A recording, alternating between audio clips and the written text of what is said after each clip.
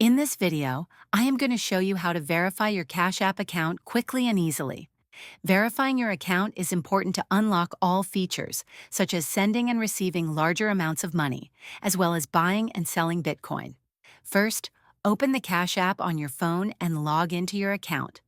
Tap on the profile icon located in the upper right corner of the home screen. Here, you'll find your account information and you should see an option to verify your identity.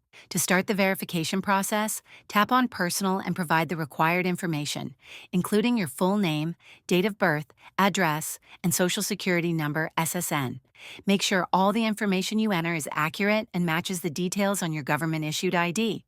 Once you've entered your information, Cash App may ask you to upload a photo of your government-issued ID, such as a driver's license or passport. Follow the prompts to take a clear photo of your ID and submit it for verification. After submitting your information, Cash App will review it, which usually takes just a few minutes, but it can take up to 24 hours in some cases.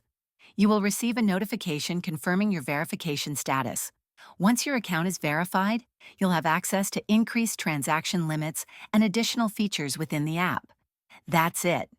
You've successfully learned how to verify your Cash App account. If this video helped you, please like and subscribe to the channel.